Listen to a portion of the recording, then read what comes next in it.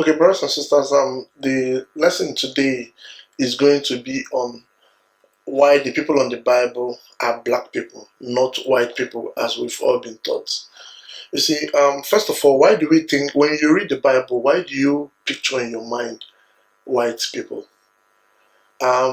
If you look at it basically, there are like two reasons I can think of. One, the Bible was brought to us by white people, so we think it's their thing. Two, the movies we've watched a number of Christ, Passion of Christ movies and all this stuff, and they're all white people. So when we read the Bible, most of us have pictures of so-called Jesus, which is not supposed to be Jesus. Like we keep saying this. His real name is not Jesus. His real name is Yashaya. That's his real name. His real name is Yashaya. That's his real name. It means salvation of God. That is his real name. Jesus means son of Zeus. In case you don't know, if you're worshiping Jesus, you're worshiping Zeus. Anyway, so we have these pictures on our walls and everything, and we know they are not real. We know these things are fake, but we just have them because that's what everybody believes. You see, this lesson is coming in because I was discussing with a young man who actually I met him in a filling station. Yeah, and he's a student here in Enugu, in the university. A very impressive young man, and he asked me my religion, asked me why I didn't go to church. I told him I was not a Christian. He asked me if I was a Muslim. I said no, and I just left him to keep talking. He was like, "Are you atheist?" I said no. He said, "Then what are you then?" I said, "Is that all you know?" He said, "No." He said, "That's all that's common around." I said, "Okay, fine. What happened is I'm a Hebrew." And he asked, "Are you a Jew?" I said, "No, God forbid, I'm not Jew. I am Hebrew." So I now went on to tell him my beliefs and what the religious practice that I have adopted, and how I keep the Sabbath and everything else, and how he himself, being an Igbo man, should be doing the same thing. He was impressed, and he was also the discussion was very productive because he was a really intelligent person. I was really impressed by him. And then he asked me, if how do you reconcile, if we are Hebrews in the Bible, how do you reconcile the fact, since we know that the Bible people are white people? So of course we had the discussion, and I proved to him that the Bible people are actually not white. But I felt that the rest of our people need to know this because um, when we watch movies and watch television, we think that everything is talking about white people. When we read the Bible, we picture white people in our mind. When we pray to God, we picture a white man sitting down with beer, long beer, and everything. But that's not correct, actually. If you read the Bible properly, you shouldn't be seeing white people.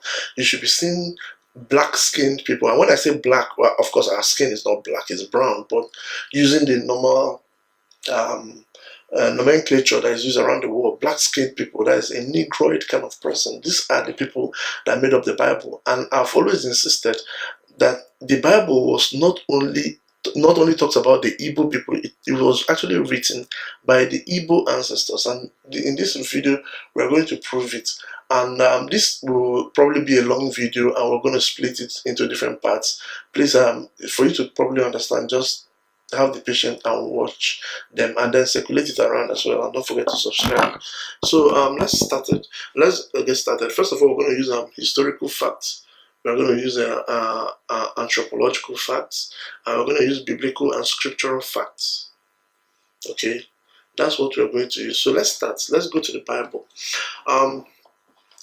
We'll start with Genesis, the book of Genesis, Genesis chapter 3, brothers and sisters. Let me open up Genesis in chapter 3. Adam sinned. Adam committed sin. Adam ate the apple with Eve, and then the Most High passed judgment. And then let's read verse 19, when the Most High was passing the judgment on Adam. In verse 19, Genesis 3 verse 19, it said, in the sweat of thy face shalt thou eat bread, till thou return unto the ground, for out of it was thou taken. For dust thou art, and unto dust shalt thou return. Genesis 3 verse 19. Brothers and sisters, the Most High told Adam was the first human being. You see, I created you from dust, from the earth, and unto that earth you are going to return when you be buried. Okay? Now, brothers and sisters, look at your skin and look at a white man's skin. Which one looks like dust? Which one looks like the earth? Of course, it's the black skin. Okay?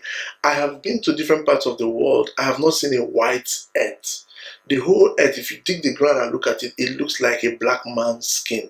That is because that is how God created us. He created us from the earth.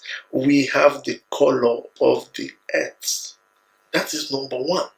Right there. So when the people in the Bible, the original creature of God, it's actually black people. It's what you call black people today. It's not white skinned, it's black. And let me show you another one. Now let's go to the book of Enoch. And the book of Enoch is actually quoted in the Bible. If you read Hebrews chapter 8, and you also read the book of Jude, verse 14, you see the book of Enoch right there. And we've explained so many times that the book of Enoch is actually much more important than the Bible. Enoch was taken straight to heaven. If you want to go to heaven, you have to read somebody that didn't die. He was too righteous. God had to take him to heaven. You have to read his book. And when I say the book of Enoch, I mean Enoch 1. Enoch 2 is a forgery. Don't bother yourself with it. But the book of Enoch that he wrote, why are people who claim, the Christians who claim they want to go to heaven, why are they not read it? Because the churches hide the book of Enoch. They hide it because Enoch exposes the gods, the fallen angels that they worship. That's why Enoch even mentions them by name. The book of Enoch was lost until someone found it in Ethiopia. As the Bible said that the Ethiopians will have something for us towards the end times. And that was the book of Enoch. So anyway, let's go. If you go to the book of Enoch, and I'll be reading the book of Enoch, chapter. Okay, brothers and sisters, if you read the book of Enoch, chapter 106, Enoch chapter 106, it describes what happened when Noah was born. Okay, it said, and after some days, my son Methuselah took a wife for his son Lamech, and she became pregnant by him and bore him a son. And his body was white as snow and red as a blooming of a rose, and the hair of his head and his long locks were white as wool, and his eyes beautiful. And when he opened his eyes, he lighted up the whole house like the sun, and the whole house was very bright. And thereupon he rose up in the hands of the midwife and opened his mouth and conversed with the Lord of righteousness. That's Enoch chapter 106 from verse 1 to verse 3. You see, in this verse, Enoch described how Noah was born. You see, Noah's body was white as snow and red as rose. Brothers and sisters, if you look into it right, you see Noah was white as snow and red as rose, and then he had locks, dreadlocks on him. Okay, let's skip. And then in verse 4 he said, and his father Lamech was afraid of him and fled and came to his father Methuselah, and he said, I have begotten a strange son, diverse from and unlike man, and resembling the sons of the God of heaven. And his nature is different, and he is not like us. His eyes are as the rays of the sun, and his countenance is glorious. And it seems to me that he is not sprung from me, but from the angels. And I fear that in his days a wonder may be wrought on the earth. Now, brothers and sisters, look at what happened. Noah was born an albino. He had a white skin and a red skin, and he had dreadlocks. Again, remember, it's Negroid people that have dreadlocks, but Noah was born an albino. Okay, so he's white and reddish at the same time. Okay, that's albino. Albinos are people that are white and red. Even white people are some form of albino anyway, but let's not go into that. So Noah was born with a white skin, and his father took off. His father ran away because he didn't look like normal humans. This proves to you that normal humans created by God are black skinned. And Noah's father said that he looks like the sons of the gods, the sons of the fallen angels. Okay? Noah's own father said, I don't think I was the one that gave birth to this guy. I mean, maybe that the angels did it, because at that time when Noah was born, the fallen angels were in the world.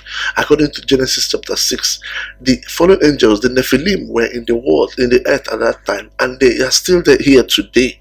So Noah was born an albino, all right, and his father saw him and ran away. This shows you that the people in the earth in those days were not white at all. They were black people like us. Okay, Noah was ninth from Adam, the ninth person from Adam.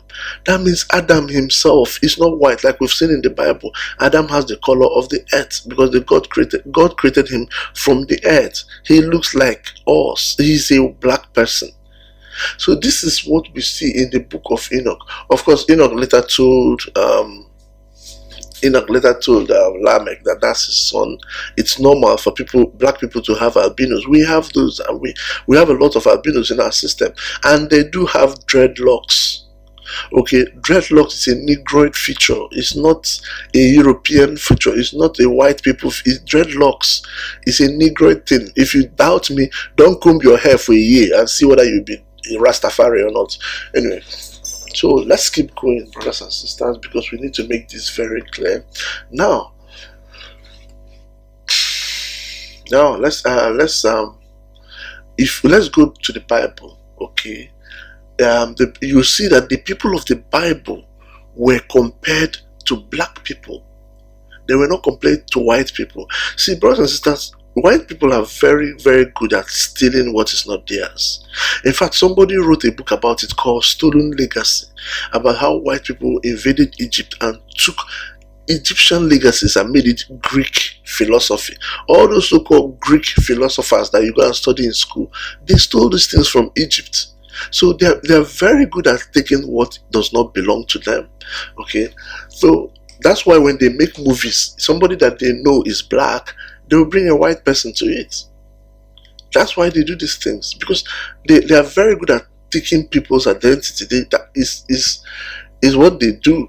Okay, now let's look at if you read the book of Genesis chapter 10, you see a man that is called Cush. Okay, Cush was the grandson of Noah, and Noah gave birth to Ham, and Ham gave birth to Cush. Cush, of course, is a black man. He is the father of Nimrod. In fact, if you go to the Middle East till today, black people are called Cushites. Till this very day, black people in the Middle East are still called Cushites. If you go to the state of Israel, if you go to Iran, go to Syria, the black people are still called Cushites to this very day. Cush is the father of the people we call Ethiopians and the Sudanese today. Not only Ethiopia, including Eritrea, Uganda, all those East African countries.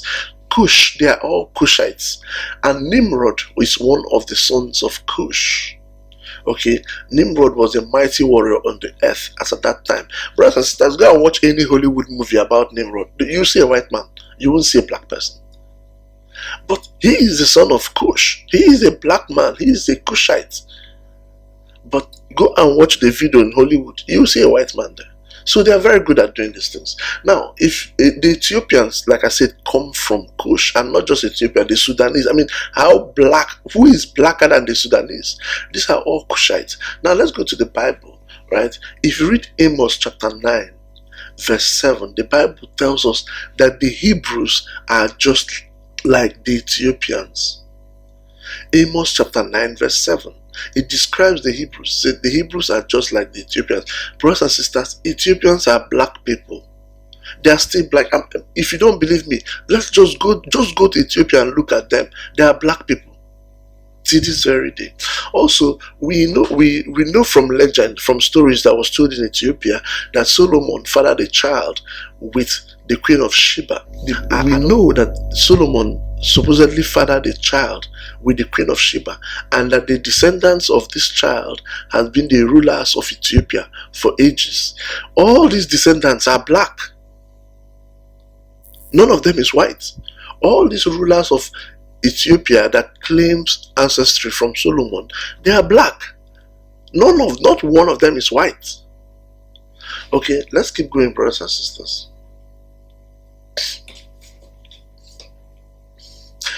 In about 500 BC, which is about 2,500 years ago, there was a Greek writer called Herodotus. He is the first Greek writer, actually, even before Plato and all those people started writing.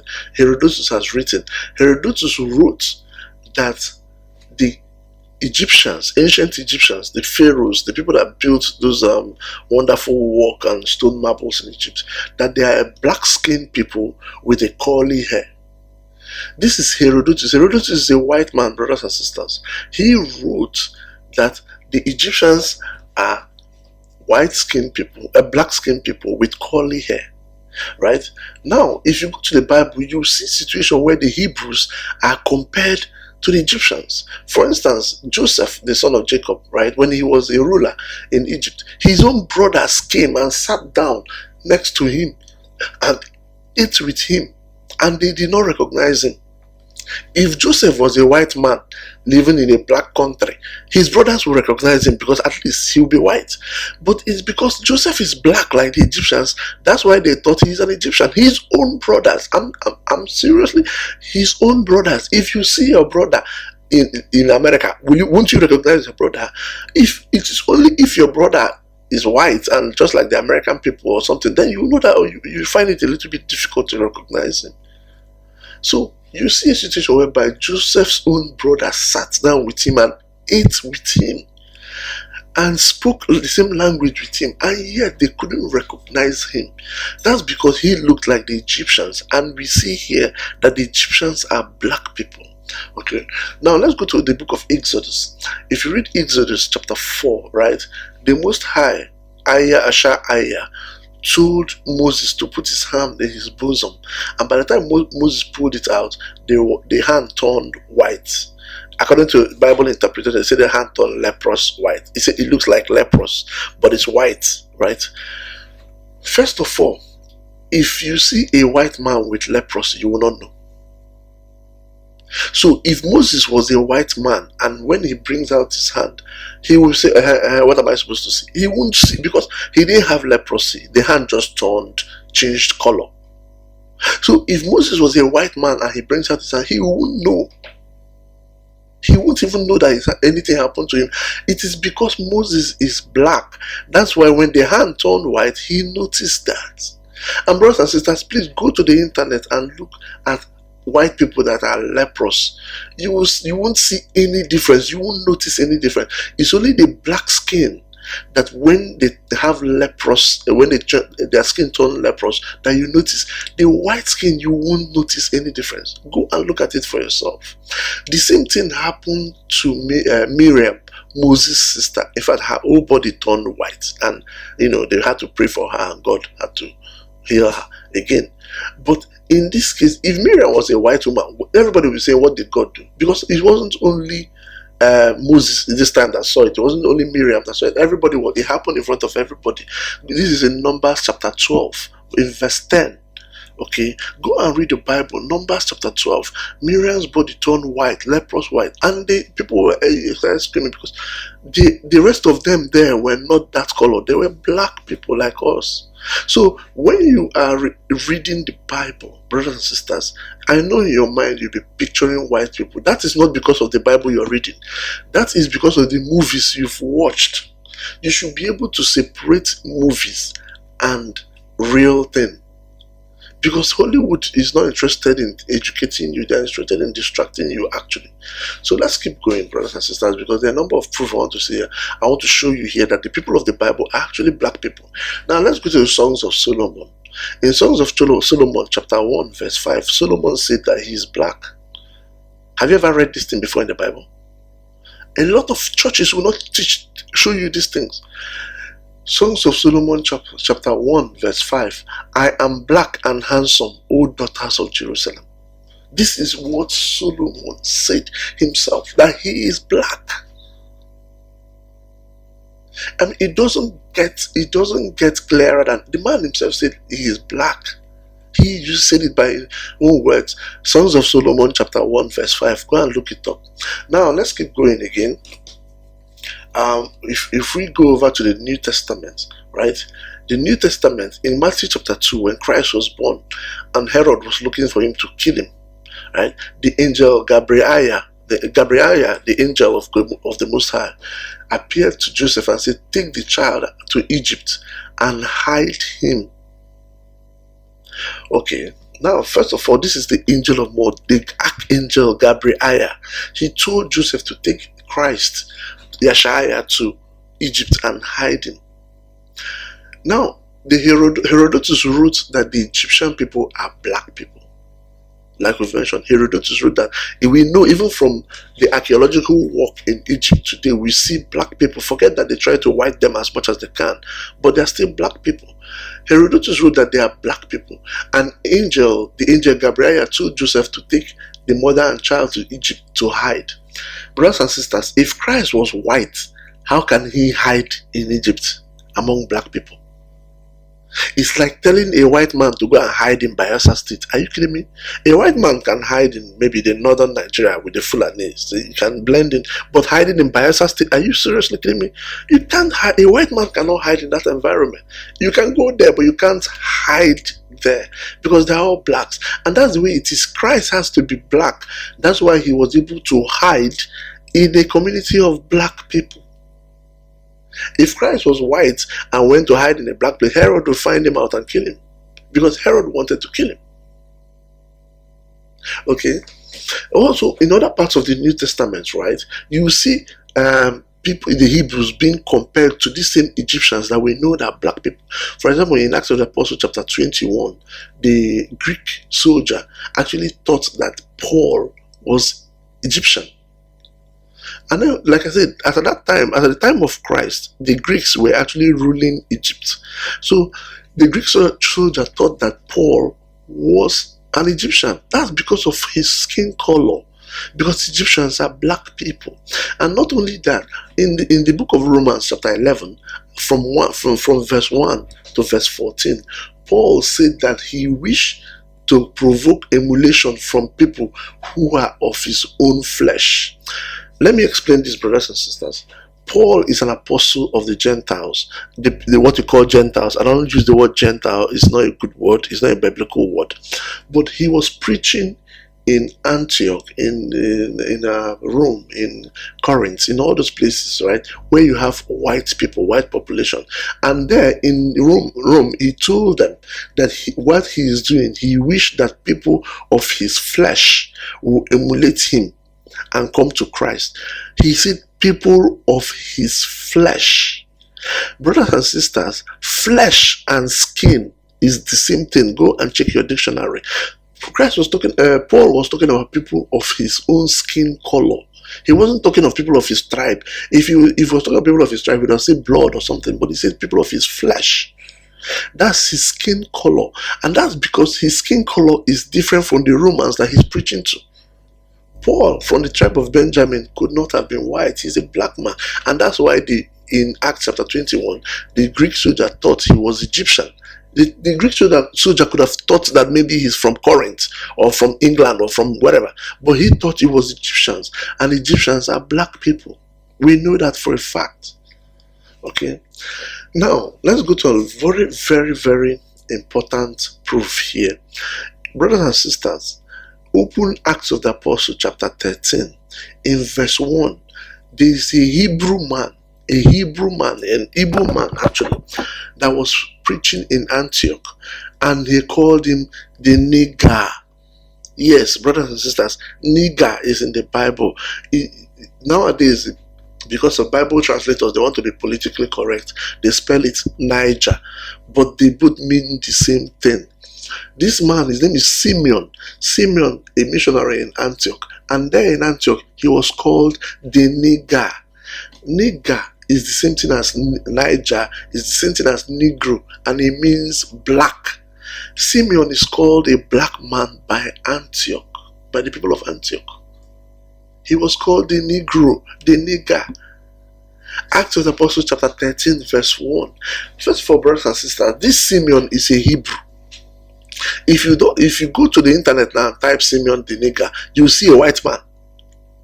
But even when they call him the nigger, how can a white man be called nigger? It doesn't make sense. Okay, it doesn't make sense, brothers and sisters. So, if this Simeon is a Hebrew is not a social club. Being an Hebrew or being an Hebrew man is not a club that you can come and join. Your parents have to be of that line. And if you read the Bible, you see that Hebrews marry among themselves. This is one of the things that we still do in Igbo land. We marry from among ourselves. Although nowadays a lot of people go outside the tribe to marry, which is totally ridiculous. But in those days, you going outside your community to marry, your parents will not even look at you. Are you kidding me? Because this is something that we've carried on, and it's from the Bible. In fact, let's look at Nehemiah chapter 10. If you look at Nehemiah chapter 10 verse 30, the Hebrews marry among themselves from their clans, from their villages. If you look at Deuteronomy chapter 7 verse 3, if you also look at the book of Tobit, you see clearly that the Hebrews marry among themselves, and this is the same thing that the Igbo people still do, although some of our brothers and sisters are going outside the clan, which is terrible. But according to the Bible, we marry among ourselves. So this Simeon that is called the nigger, his parents must have been from the same tribe, Hebrews and everything. If he is a nigger, that means his parents are Negroes. Because white people cannot give birth to a black person. It's not possible. Black people can give birth to a fair skin. One of my child is very fair, actually. A black person can give birth to a fair skinned person and a black skinned person. But a white person cannot give birth to a black skinned person. So that means that if Simeon is a Negro, his parents must be Negroes. His lineage must be Negroes, because Hebrews marry among themselves. So, brothers and sisters, this is how you should see this thing with brothers and sisters. When you read the Bible, don't look at white people. White people were never in the Middle East some 2,000 years ago. They were not there. It was when the Greeks, and from the book of Maccabees, you see how the Greeks invaded that area. The people of the Bible are black people like me and you, and we've used the Bible to prove it here. Go and read Acts of the Apostles chapter 13 verse 1. Okay, now let's go look at secular sources, right? Let's look at secular sources. If you look at the early paintings of Christ and his people, some of these early paintings still exist in Syria today, despite what they are trying to destroy everything. Of course, you know the situation that's going on. But if you look at the early paintings of Christ and his apostles, they are black people with negroid hair. The early paintings of Christ and his apostles were black. They were not white. Okay, the early paintings of Mary, Christ, Yeshua Christ and Mary, which people call Jesus anyway. The early paintings of Yeshua Christ, it was of a black person. Okay, now if you look at this one is even more compelling. If you look at the Hebrew slaves in Assyria, in all they've seen the carvings in the walls in Assyria and in Babylonia. If you look at the Hebrew slave, they all have negroid features. You will see the big nose and the curly hair of Negroes like me and you. Go and look at those paintings. They are still there, those carvings of Hebrews in captivity in Assyria. You will see them with negroid features till this very day. Go and look at them, brothers and sisters. If you also look at the paintings of Hebrews suffering in Egypt, building bricks without straw in Pithom and Ramses, you will see black people there. The paintings of the people who were working in Egypt were black people, and these are Hebrews according to the Bible. We were slaves in Egypt for 200 years. They were black people. So the only thing that proves that shows that people of the Bible are white is Hollywood movies. If you read the Bible and if you look at archaeological findings, They are all black. Okay, now let me take you to in 1952, right? The president of Egypt then, a very, very well-known president, actually very popular. His name was Gamal Abdel Nasser, right? And he said that the Jewish people will not be welcome in the Middle East because when they left black, and now they are coming back white. So this man, this is the president of Egypt, not just one drunkard on the street of Egypt, the president himself. He said that the people who left the Middle East were black people. They were black people. Brothers and sisters, I'm telling you, this is not just any black people. This was the Igbo people. The word Igbo and the word Hebrew is the same thing. We left the Middle East. This is the president of Egypt confirming that we left. So the Jewish people now came and stole our identity, and he is saying that how can they live black and people are coming back white? White people are coming back to claim it. So brothers and sisters, this should be as a proof for anyone who is listening. When you're reading your Bible, forget the movies you've watched. That's why I don't encourage people to be watching these movies, because they are widely inaccurate. Don't be showing it to your children. They mislead your children. Okay. When you forget these things you've watched, when you read your Bible, if you have a picture of a white man as God or as Jesus on your wall, you are deceiving your children. You are worshiping a false God. That picture of Christ you have there is not of Christ. It's of Caesar Borgia, a criminal. That's the picture that people have been circulating as that of Christ. And it's in the scriptures. In the Wisdom of Solomon chapter 14 verse 15, you see this very clearly, that they will put a picture of a man as a picture of a God. So brothers and sisters, you should be very careful. When you read your Bible, don't visualize white people. Forget the movies you've watched. When you read the Bible, it is black people. It is the Igbo people. It is our ancestors. You see, people are asking, okay, if we were in the Middle East and we were writing, how did we lose all this heritage? I'll tell them, go to the book of Jeremiah, brothers and sisters. If you go to the book of Jeremiah, in the book of Jeremiah, it says, Jeremiah chapter 4 actually, it says that you yourself will discontinue from the heritage. The Bible made it very clear that we will discontinue from this knowledge, from this heritage that we once have. If you also look at, I don't know if some of you follow the news, in China, there was a time there was an earthquake in Sichuan province. And after the whole thing settled down, the people of the villages actually lost everything they had. They had to start afresh. It was like being in Stone Age. So when people have gone through trauma, they can lose everything, even their technology, their knowledge and everything. They can lose that, because in ancient villages, right, knowledge is only within the hands of the elders. Not everybody, they didn't have schools. And so when these elders die without passing it on, you can lose those resources, you can lose those knowledge. It happened in China. Go and look it up. When after the earthquake, the people couldn't even know how to make food or anything like that. They had to start afresh. Even in this day of internet and everything, they had nothing like that. Go and look it up, brothers and sisters. So we, the Igbos or the Hebrews, we've been through series and series of trauma, running from Assyrians, from Babylonians, from the Greeks, from the Romans, running as much as we could. And by the time we got to the jungles of West Africa, imagine the people that would die on the road, people that would drop, people that would miss it, people that would be attacked on the road to here, to settle down here in Igbo land. By the time we got here, we had to start afresh. That's why we lost the knowledge we have. So the fact that a white man brought Bible for us does not mean that the white man wrote that Bible. This is our history. So brothers and sisters, I want to put this teaching out there. I want people to know, because our people, when they read the Bible, they shouldn't feel that deception that we're talking about white people, that Bible is a white thing. No, it is not actually. It is our history, and we should embrace it and we should see it for what it is, because the Bible itself made it very clear, and we've shown that in this presentation. May the Most High of Majesty, the Eternal King of Glory, Aya Asha Aya, bless each and every one of you. Selah.